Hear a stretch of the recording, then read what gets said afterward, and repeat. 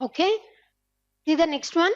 Who has launched the Kapila campaign on the occasion of 89th birth anniversary of former president and scientist late Dr. APJ Abdul Kalam? Yes, who was it? It was Ramesh Pokhriyal Nishank garu. He was the Minister of Education. ఇది వరకైతే ministry of education ministry of హెచ్ఆర్డిగా ఉండేది. But ఇప్పుడు వచ్చినటువంటి new national educational policy ద్వారా 2020 ద్వారా ministry of హెచ్ఆర్డిని ministry of education గా రీనేమ్ చేయడం జరిగింది. We all know that. ఈ కపిలా అన్నటువంటి క్యాంపెయిన్ ఏంటంటే, KAPILA stands for Kalam program for intellectual property learning awareness. Kalam program for, see, this is Kalam program for intellectual property learning awareness. That is Kapila stands for. So ఈ Kapila campaign అనేది ఏంటి అని అంటే, basically ఎవరైనా సరే like higher level education, higher level graduates ఎవరైతే ఉంటారో వాళ్ళు ఇన్వెంట్ చేసినటువంటి ఏ ఇన్వెన్షన్ అయినా సరే దానికి సంబంధించి IP rights, intellectual property rights లో డిఫరెంట్ వెరైటీస్ ఉన్నాయి. Like patents, copy rights, trade marks, industrial rights, ఇవన్నీ కూడా పేటెంట్ ఇంటలెక్చువల్ ప్రాపర్టీ రైట్స్ కిందకు వస్తాయి. సో అట్లాంటి ఇన్వెన్షన్ ఎవరైనా ఏ స్టూడెంట్ అయినా సరే అట్లాంటి ఇన్వెన్షన్ ని జరిపినప్పుడు ఆ ఇన్వెన్షన్ కి సంబంధించినటువంటి ఇంటలెక్చువల్ ప్రాపర్టీ రైట్స్ వాటిని ఎలా సంపాదించుకోవాలి, ఎలా సాధించుకోవాలి అన్న దానికి సంబంధించినటువంటి awareness క్యాంపెయినే Kapila.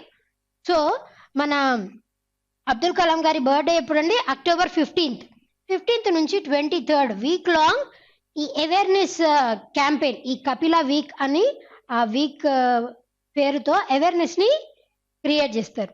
Not only that, on October 15th one more day is celebrated, that is national మహిళా కిసాన్ డే. కిసాన్ డే కాదని నేషనల్ మహిళా Kisan day is also celebrated on October 15th. మనం ఏపీజే అబ్దుల్ కలాం గారి గురించి ఆల్రెడీ డిస్కస్ చేసాం. We all know that he served as the 11th president of India from 2002 to 2007. So this is all about Kapila campaign. Clear? Next one. Well, see the next one. Who among the following has been appointed as the next permanent representative of India to the UNESCO? Who was it? And it is Vishal V. Sharma garu. Where are the headquarters of UNESCO located? Those are located at Paris, France. Basically Vishal V Sharma గారి కంటే ముందు మన India తరపు నుంచి permanent యునెస్కోకి సంబంధించి permanent representative గా జావేద్ అష్రఫ్ గారు ఉండేవారు. జావేద్ అష్రఫ్ గారిని రీప్లేస్ చేస్తూ it was Vishal V Sharma who got appointed as a permanent representative of India to the UNESCO. If you consider other options, Michael Irani గారు recently he got appointed as the interim president for IWF, international weight lifting federation. దానికి సంబంధించి he got appointed as the interim president. Interim అంటే ఏంటంటే temporary president. Okay, he got appointed as the temporary president.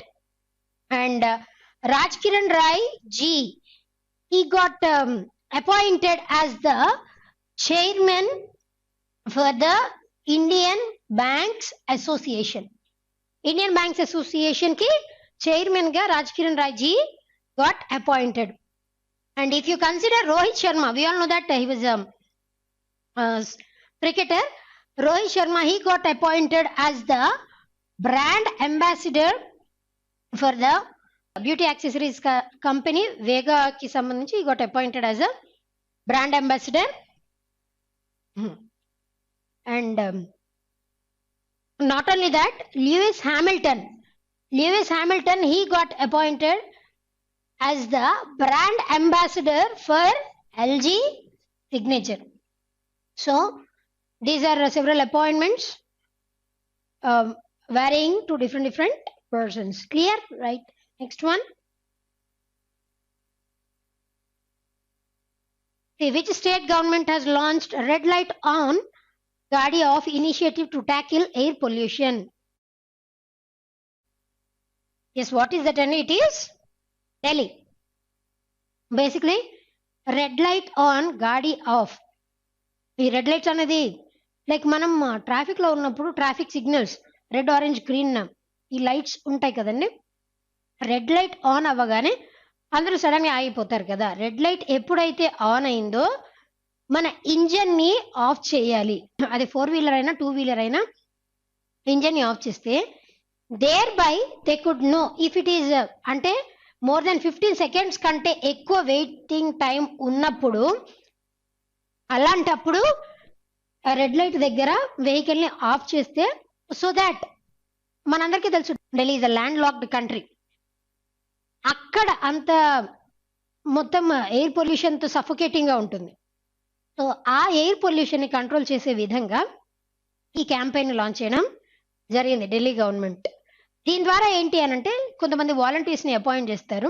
ఎప్పుడైతే traffic red signal పడిందో immediate గా వాళ్ళు అక్కడ ఉంచడం జరుగుతుంది. ఎవరైతే ఇగ్నిషన్ ని ఆఫ్ చేశారా లేదా అని చెక్ చేస్తారు. 15 సెకండ్స్ కంటే ఎక్కువ ఉన్నప్పటికీ కూడా వాళ్ళు ఇగ్నిషన్ ని ఆఫ్ చేయనప్పుడు, ఇంజన్ ని ఆఫ్ చేయనప్పుడు వీళ్ళు ఏం చేస్తారంటే వాళ్ళ దగ్గరికి వెళ్ళి ఇంజన్ ని ఆఫ్ చేయండి అని చెప్తారు. ఇట్ ఈస్ నాట్, ఇది మ్యాండేటరీ కాదు, అందుకని చెప్పేసి ఎలాంటి పెనాల్టీని విధించట్లేదు. వాలంటీర్స్ ని బట్టి ఇట్లా అవేర్నెస్ క్యాంపెయిన్ లాగా కండక్ట్ చేయడం జరుగుతుంది. Up to November 24 this will be continuing.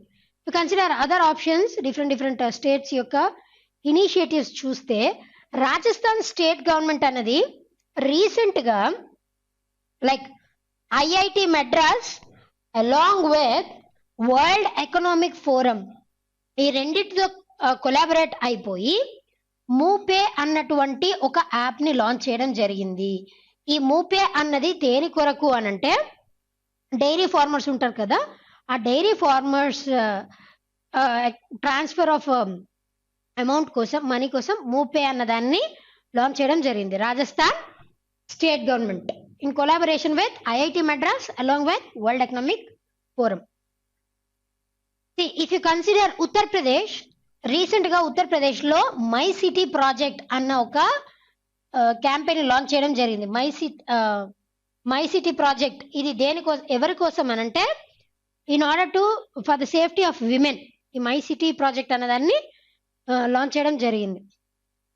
If you consider Odisha, recent గా మో విద్యుత్ అన్న పేరుతో లైక్ వాళ్ళ స్టేట్ కి సంబంధించి పవర్ కార్పొరేషన్, వాళ్ళ స్టేట్ కి సంబంధించినటువంటి మో విద్యుత్ అంటే ఎలక్ట్రిసిటీ పవర్ కార్పొరేషన్ కి సంబంధించి వాళ్ళు ఒక మో విద్యుత్ అన్న ఒక పోర్టల్ ని లాంచ్ చేయడం జరిగింది. That is Odisha.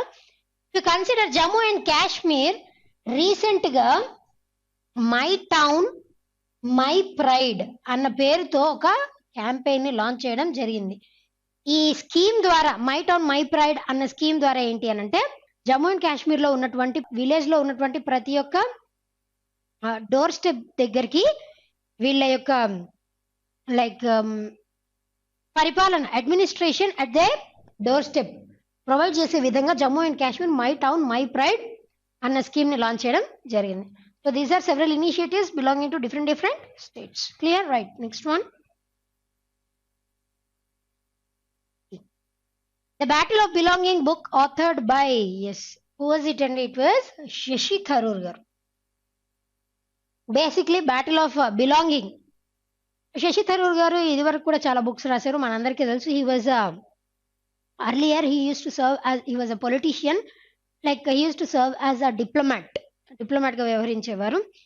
సో ఆయనకు ఉన్నటువంటి ఎక్స్పీరియన్స్ అంతటిని కూడా యూజ్ చేసుకొని ఈ బుక్ ని పోర్ట్రే రాయడం జరిగింది. And this book would be releasing in November. కాకపోతే this book is all about nationalism.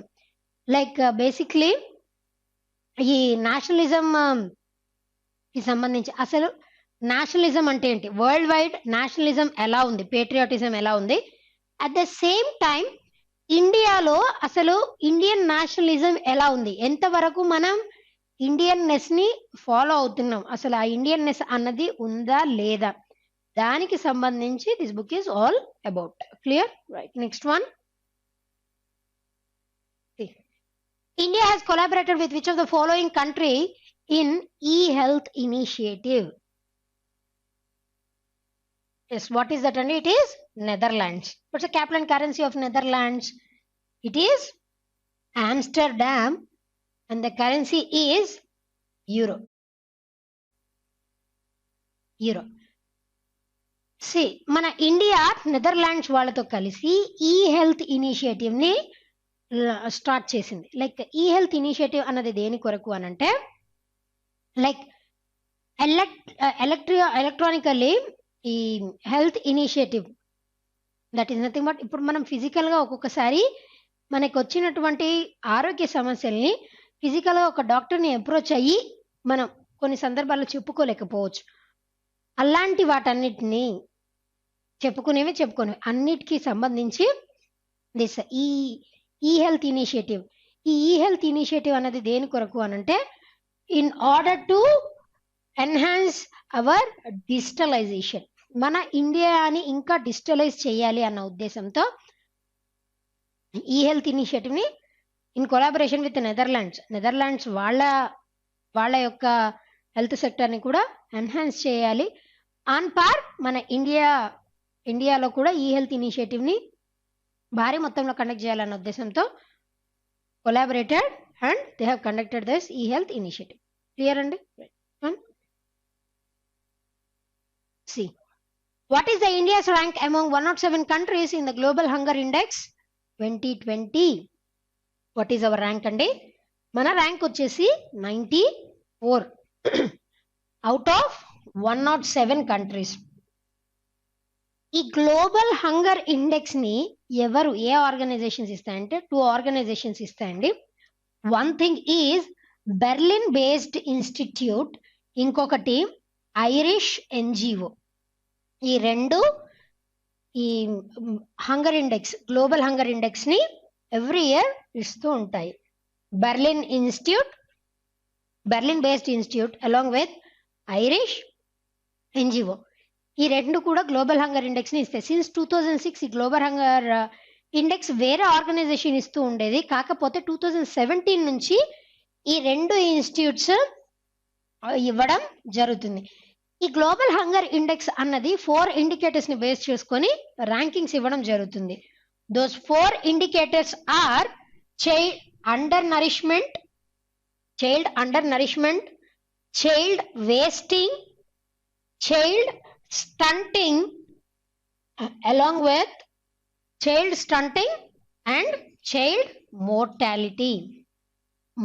అది కూడా less than 5 years ఏజ్ లోపు పిల్లలు.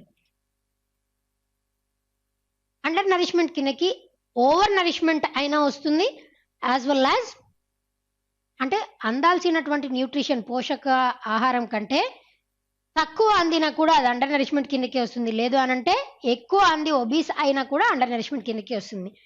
చైల్డ్ వేస్టింగ్ అంటే ఏంటి అనంటే, పిల్లలు వాళ్ళ హైట్ కి తగ్గ బరువు ఉండకపోవడం, that is child wasting.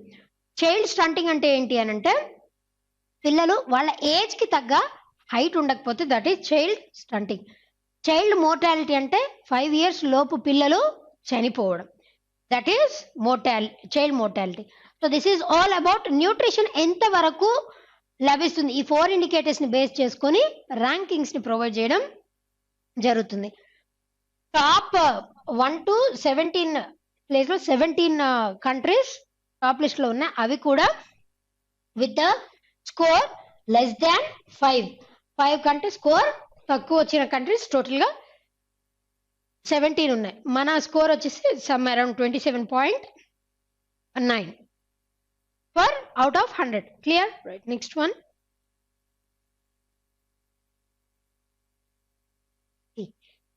Akitam Achyutan Namboothiri, who passed away recently, is a renowned. Yes. Who was he? And he was a poet. Basically, he was a Malayalam poet, and he was a Gnanapith Award winner too. Gnanapith Award ఎవరికి ఇస్తారండి? It is considered as a మన భారతదేశానికి సంబంధించి Jnanpith award అన్నది సాహిత్యంలో it was the ultimate, ఇంకా the highest literary award given to any person in the field of literature. Jnanpith award last ఇయరే ఈయనకి లభించడం జరిగింది. దానికంటే ముందు పద్మశ్రీ, పద్మభూషణ్ ఇలాంటి చాలా అవార్డ్స్ అందుకున్నారు. సాహిత్య అకాడమీ అవార్డు కూడా అందుకోవడం జరిగింది. ఈయన టోటల్‌గా 55 బుక్స్ ఈయన కంపైల్ చేస్తే ఔట్ ఆఫ్ దోస్ 55, 45 బుక్స్ వచ్చేసి ఆల్ అబౌట్ పోయమ్స్. పోయట్రీకి సంబంధించే మాక్సిమం ఈయన బుక్స్ ఉన్నాయి. ఈయన స్టాంచ్ ఫాలోవర్ ఆఫ్ గాంధీ. చాలా Gandhian follower. Along with that he was a journalist and social reformer also. He died because of age old ailments. Clear కదండి? Right. Next one. Name the Indian photographer who awarded with the wildlife photographer of the year award recently. Yes, who was it? It was Aishwarya Sridhar. Is she? See, the award, like basically she is a Maharashtrian. She is the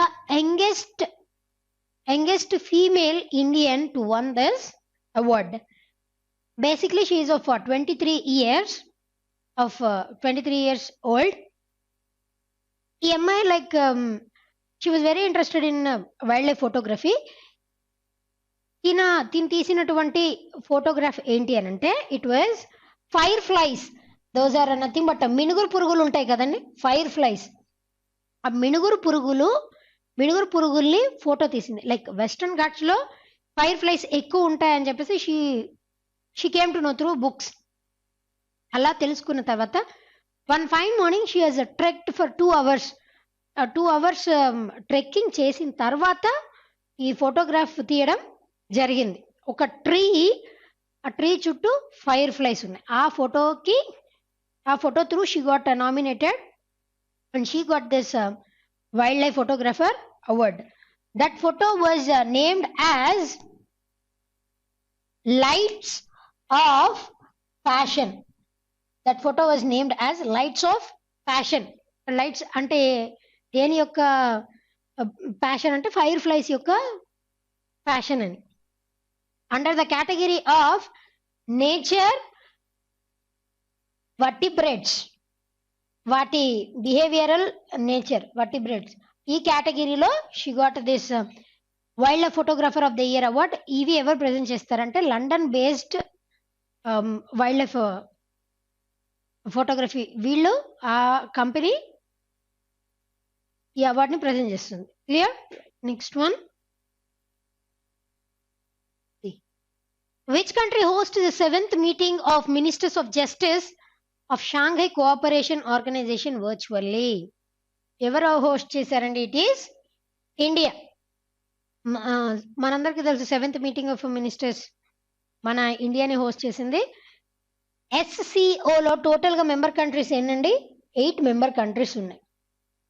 out of them India Pakistan like 2017లో join అవ్వడం జరిగింది. దానికంటే ముందు only 6 member కంట్రీసే ఉండేవి.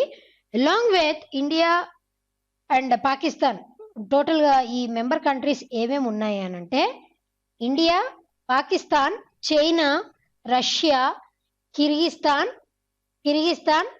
Kazakhstan, Tajikistan and Uzbekistan. So these are the 8 member countries of SCO. India, Pakistan, China, Russia, Kyrgyzstan, Kazakhstan, Tajikistan and Uzbekistan. These are the 8 member countries of SCO. Where are its headquarters located? Its headquarters are located in Beijing, China. So ఈ meeting of ministers of justice, ఈ meeting దేనికి సంబంధించి అని అంటే like మన India కాదు, ఈ ఎస్సీఓలో ఉన్నటువంటి మెంబర్ కంట్రీస్ ఏవైతే ఉన్నాయో ఆ మెంబర్ కంట్రీస్ అన్నిట్లో కూడా జస్టిస్ అన్నది ఇంకా ఈజీగా డెలివర్ అవ్వాలి, ఫాస్ట్గా డెలివర్ అవ్వాలి, దానిని ఎన్హాన్స్ చేయాలి అని అంటే మనం తీసుకోవాల్సినటువంటి ఇనిషియేటివ్స్ కానీ మెజర్స్ కానీ ఏంటి, దాని గురించిన discussion is all about this meeting. Clear కదండి? Right. Next one.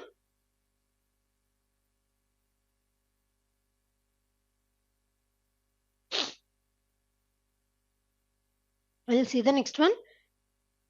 The National Cooperative Development Corporation has come up with which of the following scheme to involve cooperatives in creating healthcare infrastructure.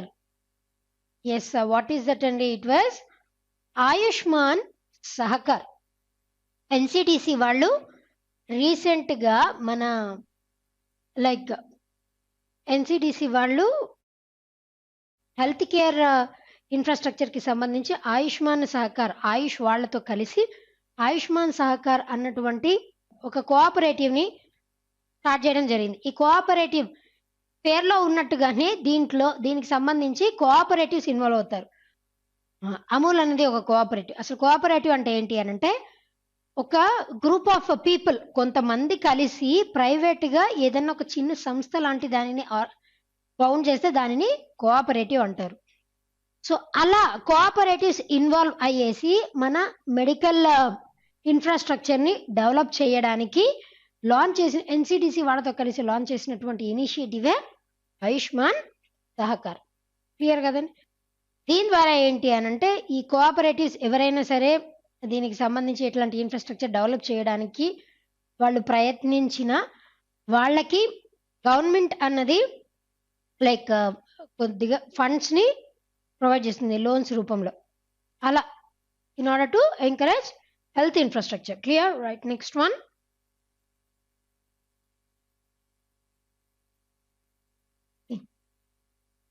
Kati Bihu is a festival celebrated in which of the following states? Yes, what is that state? And it is Assam. See, ఈ కటి బిహు వీళ్ళు celebrate చేసుకున్నటువంటి బిహు ఫెస్టివల్స్లో టోటల్గా 3 festivals celebrate చేసుకుంటారు. Bihu festivals అన్న పేరుతో 3 Bihu festival celebrate చేసుకుంటారు అస్సాం వాళ్ళు. దాంట్లో one of the festivals is కటి బిహు. ఈ కటి బిహు అన్న ఫెస్టివల్ అక్టోబర్ మంత్లో సెలబ్రేట్ చేసుకోవడం జరుగుతుంది. ఈ అక్టోబర్ మంత్లో వీళ్ళు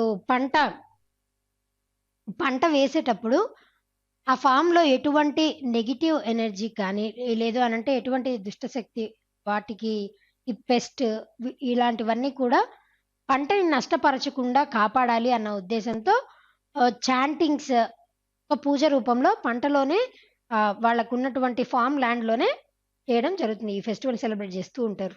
లైక్ ఈ పిక్చర్లో చూపించినట్టుగా విమెన్ ఏం చేస్తారనంటే ఒక పోల్ మీద చిన్న దియాని పెట్టి దాన్ని లిట్ చేసి దాన్ని వెలిగిస్తూ ఉంటారు. దేర్ బై వాళ్ళ చాంటింగ్స్ ద్వారా నెగిటివ్ ఎనర్జీ ఏమైనా పెస్ట్ ఉంటే వాళ్ళ పంటకి హాని జరగకుండా చూడాలి అన్నది వాళ్ళ మోటో. That Moto only. ఇంకా ఈ డాన్సెస్ ఇంకా కల్చరల్ యాక్టివిటీస్ అనేవి those are common in this Bihu festival. Clear? Right. Next one. What is the India's rank in the most powerful countries in Asia Power Index 2020? Yes, what is our rank andi? Mana rank vachesi 4th. Out of 26 countries, mana India rank is 4th. Out of 26, our India ranked 4th. ఈ Asia power index 2020 దేనికి సంబంధించి అనంటే ఏషియాలో ఉన్నటువంటి states ఏవైతే ఉన్నాయో అవి వాటి దగ్గర ఉన్నటువంటి రిసోర్సెస్ని యూజ్ చేసుకొని ఇన్ఫ్లుయెన్స్ అంటే ఏషియాలో ఉన్నటువంటి స్టేట్స్ అవి టాప్లో ఉండడానికి వాటి దగ్గర ఉన్నటువంటి రిసోర్సెస్ని ఎంతవరకు యూటిలైజ్ చేసుకున్నాయి టాప్లో ఉండడానికి అన్న దాన్ని బేస్ చేసుకొని ఏషియా పవర్ ఇండెక్స్ అన్నది ఎవరిస్తారు అనంటే it was given by Sydney based Lowy institute అన్నది ఈ పవర్ ఇండెక్స్ని ఇవ్వడం జరుగుతుంది. యాజ్ యూజువల్ ఎప్పట్లాగానే యుఎస్ మళ్ళీ టాప్ పొజిషన్లో ఉంది. US topped. In the second place it was China. In the third place, it is Japan. Obviously, in the fourth place, we were there. Clear kadandi? Next one. Asafoetida, that is hing, has been cultivated in India for the first time in which of the following state? Yes, ekkadandi? It was in Himachal Pradesh. Hing మనం తెలుగులో ఇంగువ అని అంటాం. Asafoetida that was its scientific name. ఇంగువ అన్నది జనరల్గా like పుల్లటి వాటిల్లో ఎక్కువ యూజ్ చేస్తూ ఉంటారు. పులిహారలో లేదు అంటే లైక్ పులుపు ఐటమ్స్లో ఎక్కువ యూజ్ చేస్తారు. ఈ ఇంగువ అన్నది ఎందుకు అనంటే బేసిక్లీ ఇంగువ అన్నది పెయిన్ రిలీవర్ లాగా పనిచేస్తుంది. దానితో పాటుగా డైజెస్టివ్ ఎయిల్మెంట్స్ ఏమన్నా ఉన్నా కూడా వాటిని క్యూర్ చేయడంలో కూడా ఇంగువ అన్నది మేజర్ రోల్ ప్లే చేస్తుంది. దాంతో పాటుగా ఇదివరకైతే ప్రీ లేబర్ పెయిన్స్ దానికి కూడా ఈ ఇంగువని యూజ్ చేసేవారు ఓల్డెన్ డేస్లో. దానికి ఉన్నటువంటి మెడిసినల్ ప్రాపర్టీస్ ఈ ఇంగువ అన్నది ఎట్లా ప్రొడ్యూస్ అవుతుంది అనంటే దాని రూట్స్ లో ఉండేటువంటి గమ్ రేజిన్, ఆ రేజిన్ నుంచి ఈ ఇంగువని తయారు చేయడం జరుగుతుంది. సో దానికి ఉన్నటువంటి మెడిసినల్ ప్రాపర్టీస్ ఇది వరకు మనం ఏం చేసేవాళ్ళం అంటే లైక్ ఇరాన్, ఆఫ్ఘనిస్తాన్ ఈ 2 కంట్రీస్ నుంచి మనం ఇంపోర్ట్ చేసుకునేటువంటి ఇంగువ nearly 600 crore rupees 600 crore rupees విలువ చేసేటువంటి ఇంగువని మనం ఇరాన్ అండ్ ఆఫ్ఘనిస్తాన్ నుంచి ఇంపోర్ట్ చేసుకోవడం జరిగేది. సో ఆ ఇంపోర్ట్స్ ని కట్ చేసుకోవాలి అన్న ఉద్దేశంతోనే మన ఇండియాలో కూడా హిమాచల్ ప్రదేశ్లో ఈ ప్లాంట్ ని నాటాలి అని స్టార్ట్ చేయడం జరిగింది. ఈ సీడ్స్ జర్మినేట్ అవ్వడం ఛాన్సెస్ కేవలం 1% మాత్రమే. So this is trial, but we should come to know whether it is going to be a success or not. And ఈ ప్లాంట్స్ అన్నవి ఎక్స్ట్రీమ్ కండిషన్ లో ఉండగలవు, లైక్ హై టెంపరేచర్ లో ఉండగలవు as well as frigid temperature లో కూడా బ్రతకగలవు. So దాన్ని base చేసుకొని హిమాచల్ ప్రదేశ్ లో దీన్ని కల్టివేట్ చేయాలి అని ఇనిషియేట్ చేయడం జరిగింది along with CSIR, centre for scientific and industrial research వాళ్ళ కొలాబరేషన్ తో దీనిని కల్టివేట్ చేసే ప్లాన్స్ ఉన్నాయి. Clear? Right. Next one. We'll see the next one. Which of the following country has become the first country to use facial recognition to pay taxes? Yes, what is that country? And it is Singapore. What's the capital and currency of Singapore? It is Singapore city itself, and the currency is Singapore dollar. These are the capital and currency. And this has become the first country to use facial recognition. అంటే మన face ఎవరైతే tax pay చేస్తున్నారో వాళ్ళ యొక్క face identification. ఇదివరకు అయితే మనకు ID cards ఇలా ఉండేవి. ఐడి కార్డ్స్ కాకుండా ఈసారి ఆ పర్సన్ యొక్క ఫేస్ రికగ్నిషన్ ఆ టెక్నిక్ ని యూజ్ చేసుకొని ట్యాక్సెస్ ని పే చేసే విధానాన్ని పద్ధతిని స్టార్ట్ చేయడం జరిగింది. That is in the name of pass face verification. This is the name that was given for this process. ఈ ప్రాసెస్ ద్వారా ఏంటి అనంటే ఈ ఫేస్ వెరిఫికేషన్ అయిపోతేనే నెక్స్ట్ ఫర్దర్ ప్రాసెస్ కంటిన్యూ అవుతుంది. కొంతమంది అతి తెలివిగా ఏం చేస్తారు, వాళ్ళ రికార్డెడ్ వీడియోనో లేదంటే వాళ్ళ ఫోటోనో లేదు అనంటే వాళ్ళ ఇమేజ్ను అట్లా ప్లేస్ చేయడం జరుగుతుంది. వీటన్నిటిని అవాయిడ్ చేసి వాళ్ళు నిజంగా ఉన్నారో లేదో అని వాళ్ళ ఫేషియల్ రికగ్నిషన్ ని బట్టి మాత్రమే ఈ పద్ధతి ఉండే విధంగా కనుగొనడం జరిగింది. దీని ద్వారా ఇంకా వాళ్ళ కంట్రీకి సంబంధించి 140 ఆన్లైన్ సేవలు కూడా ఈ పద్ధతి ద్వారానే లాంచ్ చేయడం జరిగింది సిటిజన్స్ కోసం.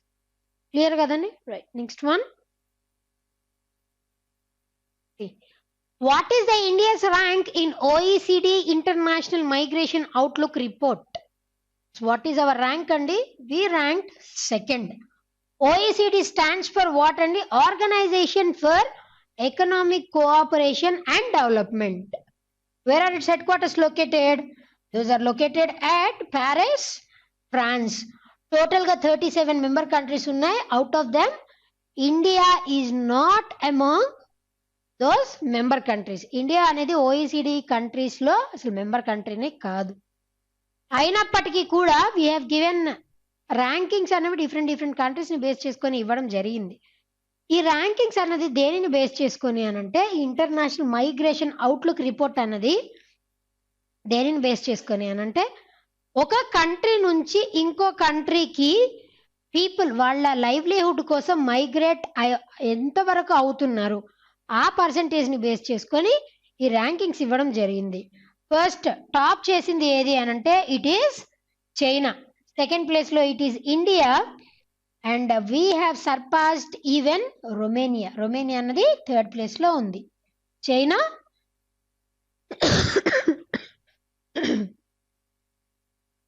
టాప్ పొజిషన్లో ఉంది, top 1.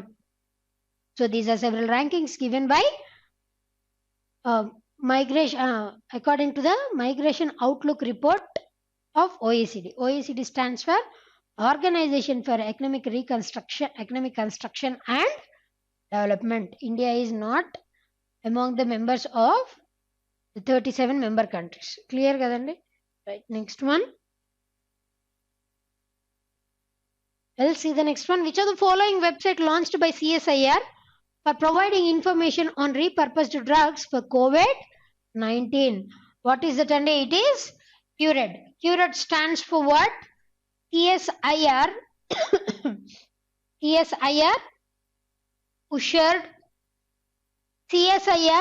ushered repurposed drugs. So CURED stands for that. ఈ సిఎస్ఐఆర్ వాళ్ళ కొలాబరేషన్తో సిఎస్ఐఆర్ ఉషడ్ రీపర్పస్డ్ డ్రగ్స్ అంటే ఏంటి అని అంటే, ఇప్పుడు మన ఇండియాలో ఏమైనా డ్రగ్స్ని లైక్ తయారు చేయడం స్టార్ట్ చేసి అది ఏ ఫేజ్లో ఉంది, ఇప్పుడు కరెంట్ అది ఏ ఫేజ్లో ఉంది అని తెలుసుకోవడానికి, అది ఎంతవరకు క్లినికల్ ట్రయల్స్ క్లియర్ చేసింది, దానివల్ల వచ్చేటువంటి సైడ్ ఎఫెక్ట్స్ ఏంటి, వీటన్నిటి గురించిన ఇన్ఫర్మేషన్ ప్రొవైడ్ చేయాలి అన్న ఉద్దేశంతో ఈ క్యూరెడ్ అన్న వెబ్సైట్ని లాంచ్ చేయడం జరిగింది. దీని ద్వారా ఎప్పుడో మనం తయారు చేసినటువంటి మెడిసిన్స్, మెడికల్ డివైజెస్ మాత్రమే కాదు, ఇప్పుడు తయారీలో ఉన్నటువంటి మెడికల్ డివైజెస్ అవ్వచ్చు, డ్రగ్స్ అవ్వచ్చు, వాటన్నిటి గురించిన ఇన్ఫో కూడా ఈ వెబ్సైట్లో దొరుకుతుంది. Clear? Right. Next one. On which date World Osteoporosis Day observed annually? When it is observed, and it is observed annually on October 20th. This day, ఈ రోజున ఇంకొక డే కూడా సెలబ్రేట్ చేస్తారు. That is international chefs day. This day is also celebrated. దీనితో పాటుగా one more day is celebrated on October 20th. That is world statistics day. World statistics day ఎవరి పేరు మీదుగా సెలబ్రేట్ చేస్తారో మనందరికీ తెలుసు. పిసి మహల్నోబిస్ పేరు మీదుగా, ప్రశాంత్ చంద్ర మహల్నోబిస్ ఆయన పేరు మీదుగా ఈ వరల్డ్ స్టాటిస్టిక్స్ డేని సెలబ్రేట్ చేస్తారు every year on October 20th. దానితో పాటుగా international chefs day, along with that osteoporosis. ఈ ఆస్టియోపోరోసిస్ డిసీజ్ అనేది ఏ వైటమిన్ డెఫిషియన్సీ వల్ల వస్తుందండి? It was due to the vitamin D deficiency.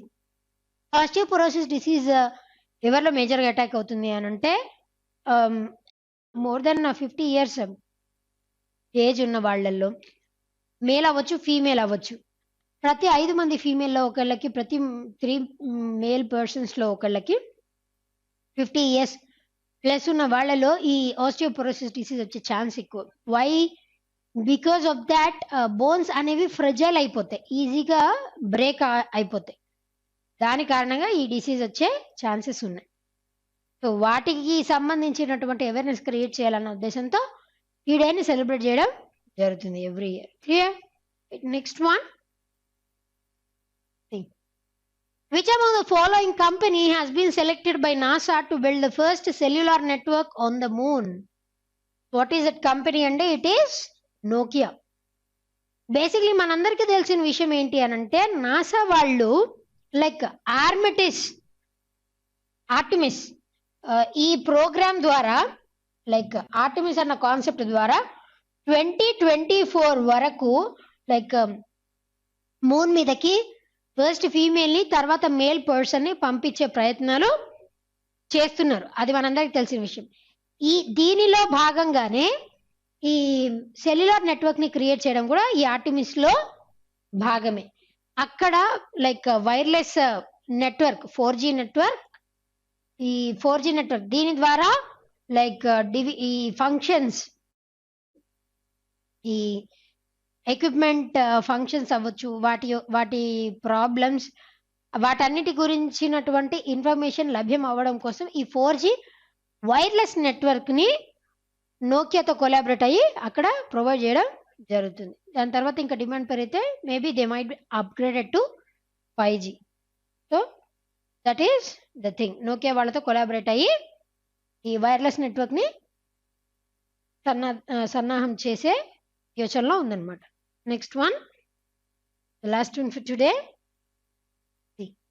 Which country will join in Malabar 2020 naval exercise with India, US and Japan? What is that? It is Australia. What's the capital and currency of Australia? It is Canberra and the currency is Australian dollar. Basically, ఇది వరకు Malabar exercise అన్నది this is a bilateral exercise. Initial గా start అయినప్పుడు ఇది కేవలం bilateral exercise మాత్రమే ఉండేది. అది between India and US naval exercise. ఇండియాకి యుఎస్ కి మాత్రమే ఉండేది. దాని తర్వాత జపాన్ జాయిన్ అయ్యి ట్రైలేటరల్ అయ్యింది. ఇప్పుడు జపాన్ తర్వాత ఆస్ట్రేలియా కూడా జాయిన్ అయ్యి మల్టీలేటరల్ ఎక్సర్సైజ్ గా రూపుదిద్దుకోవడం జరిగింది. లైక్ ఇది వరకు ఆస్ట్రేలియా కూడా ఒకప్పుడు జాయిన్ అయ్యి వెళ్ళిపోయి, కాకపోతే ఇప్పుడు మళ్ళీ రీబ్యాక్. సో దీని ద్వారా నావెల్ ఎక్సర్సైజ్ ఏదైనా సరే, అంటే this is one of the military exercises. Naval exercise అన్నది దేనికి సంబంధించి, ఈ మ్యారిటైమ్ యాక్టివిటీస్ కి, నావెల్ యాక్టివిటీస్ పర్పస్ ఏమన్నా ఎన్హాన్స్మెంట్స్ కానీ, ఏమన్నా ఇంకా ఫర్దర్ ఏమన్నా ఇంప్రూవ్మెంట్స్ కానీ చేసుకోవాల్సి ఉంటే దానికి సంబంధించి naval exercise it is going to happen in నవంబర్లో జరగబోతుంది. దానికి గాను ఆస్ట్రేలియా కూడా it has applied that we will also participate in this Malabar exercise. Clear కదండి? Well, that's all for today. Until we meet in our next session, be fit, be consistent and thank you.